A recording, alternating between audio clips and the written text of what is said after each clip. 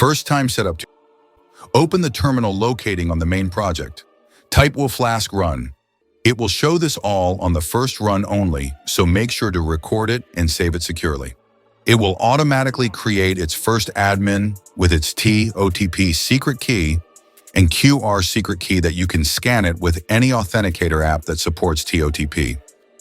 We can now log in using the given admin email and its TOTP code using the given TOTP secret key that is now given by the TOTP authenticator app. This is the setup of our capstone project. First, we need to set the program so we can now add a course. Second, we can add a course separately on every year and semester of that program, and we can also edit and delete it. There is also an import feature for easy adding of courses.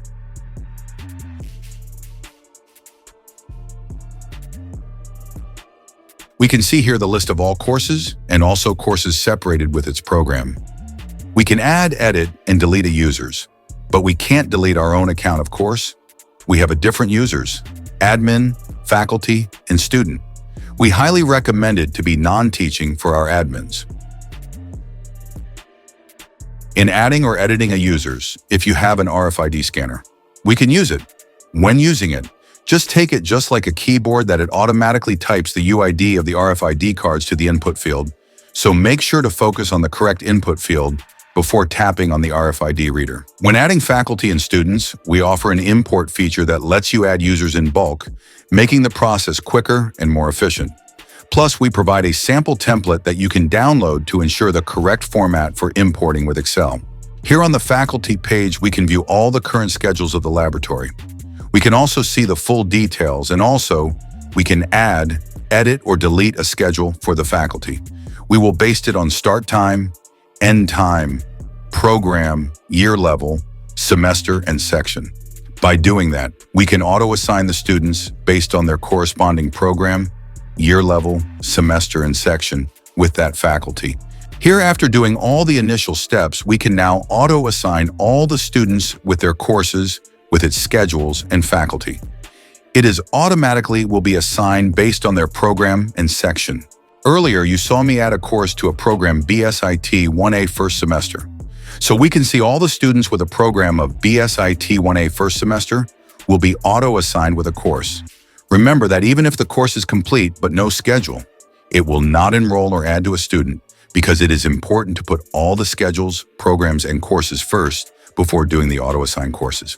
We also have a manual assigned schedule for students that have a back subjects, and we call it irregular students. We can also view all the students that have a back subjects in this page. We also have a feature that tracks all users, whether registered or not, in the report logs. It records every attempt to access the door lock, including the status. Any repeated attempts to tap the scanner are logged, helping prevent tampering with the system. Additionally, you can export the data to PDF or Excel.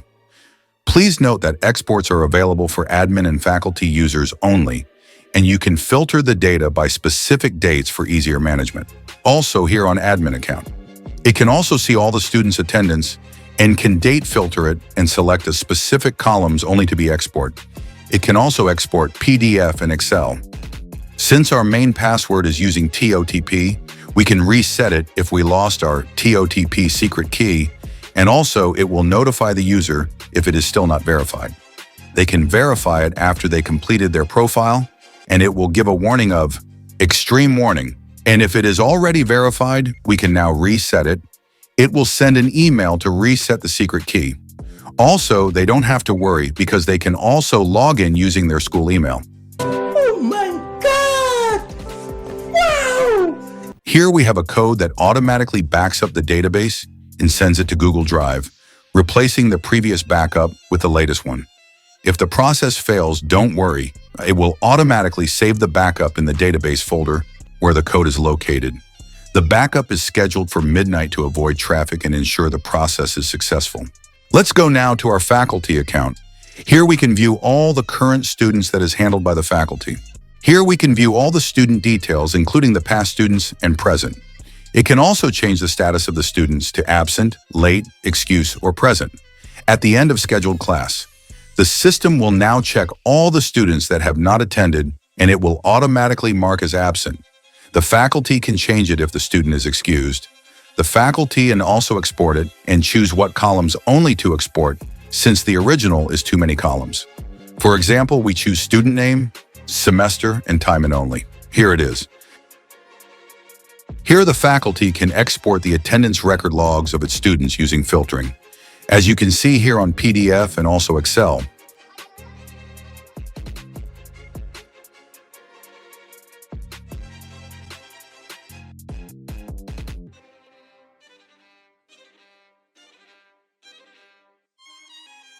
It can also view the current schedules of the logged-in faculty. Now this is our prototype. Faculty account have a door control on their website and can unlock and lock the door remotely. But the page is only accessible on their scheduled date and time, and it is only extended for up to 15 minutes after their scheduled time. The door lock is also automatically locked every time it is unused for about 20 seconds. For example, it is unlocked. It will automatically lock after for some time.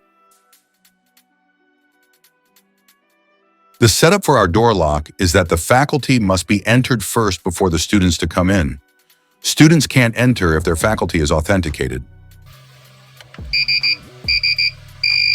This is the example for unregistered user trying to access our door lock. And this is the example of those students that is trying to access, but the faculty is still not authenticated.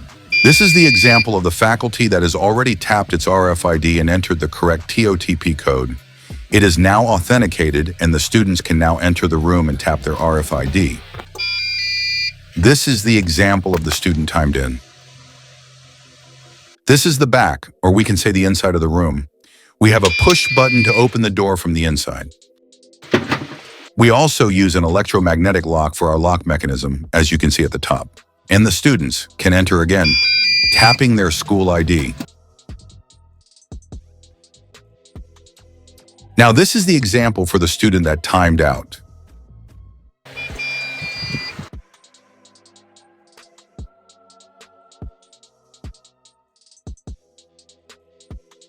The system also detects if a student tries to time out without having previously timed in. This attempt is recorded in the database for added security. Also, the faculty can use either the scanner inside or outside to time out their session. They can also early stop the session if they wanted to, or make the class overtime up to until 15 minutes. Just for your information, we use 2 Arduino Mega boards, each with an Ethernet shield.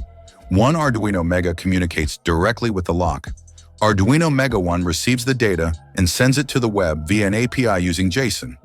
The web processes the RFID and TOTP data, checks if the RFID is valid, and sends a confirmation back to Arduino Mega 2 to control the lock. This system also handles the messaging for each transaction. Wow! Here we go back to our admin account, and all that we did earlier are all recorded, as you can see here, including the attendance. Note that this is only a demo.